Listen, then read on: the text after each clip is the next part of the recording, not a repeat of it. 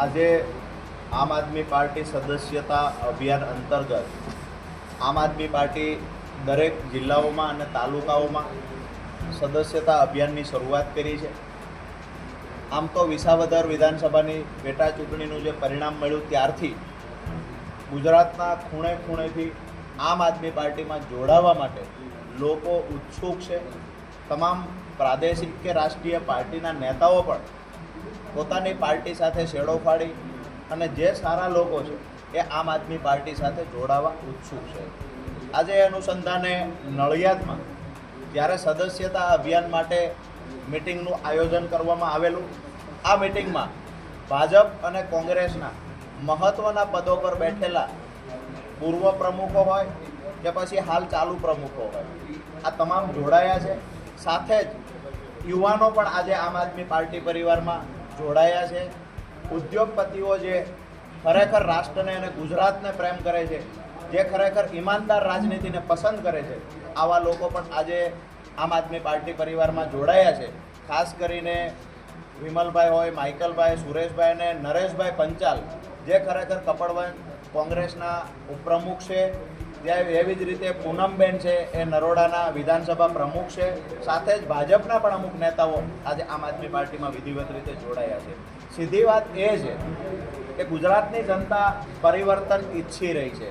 આજે નડિયાદ ખાતે મોટી સંખ્યામાં 40થી વધારે લોકો પોતાની પાર્ટી છોડી કોઈ કાર્યકર્તા છે, કોઈ તાલુકાના હોદ્દેદાર છે, કોઈ જિલ્લાના હોદ્દેદાર છે, કોઈ ફ્રન્ટલમાં કામ કરી ચૂક્યા છે, આવા તમામ લોકો આજે વિધિવત રીતે ઈમાનદાર રાજનીતિમાં જોડાવા માટે આમ આદમી પાર્ટીમાં જોડાયા છે. મહત્ત્વની વાત એ છે કે ગુજરાત વિકલ્પ શોધી રહ્યું હતું.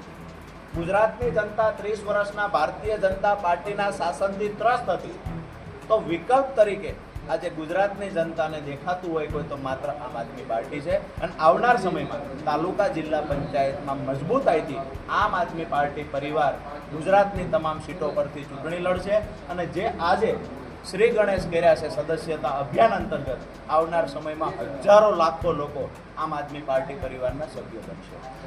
ખેડા જિલ્લામાં છેલ્લા કેટલાક સમયથી પ્રમુખનું પદ ખાલી છે, એના બાબતે આપનું શું કહેવું છે? હાલ ભરતભાઈ પટેલ છે એ વર્કિંગ પ્રેસિડેન્ટ તરીકે અહીંયા કામ કરે છે ખેડા જિલ્લામાં. અને આવનાર સમયમાં અત્યારે ખૂબ સરસ રીતે ભરતભાઈ વર્કિંગ પ્રેસિડેન્ટ તરીકે કામ કરે જ છે.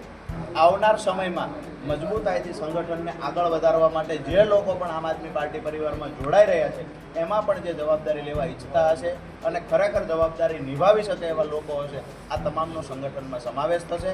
આજે મજબૂતાઈથી જે સંગઠન ખેડાનું આગળ વધી રહ્યું છે, ભરતભાઈ હોય, નિકુંજભાઈ હોય, એની આખી ટીમ મજબૂતાઈથી ખેડા જિલ્લાના પછી ગરીબોના પ્રશ્ન હશે, ખેડૂતોના પ્રશ્ન હોય કે નડિયાદની અંદર શહેરમાં જે પડતી મુશ્કેલીઓ હોય, તો આ તમામ મુદ્દે અમારી ટીમ લડી રહી છે. આવનાર સમયમાં મજબૂતાઈથી આખું સંગઠન કામે લાગશે અને લોકો માટે લાગશે.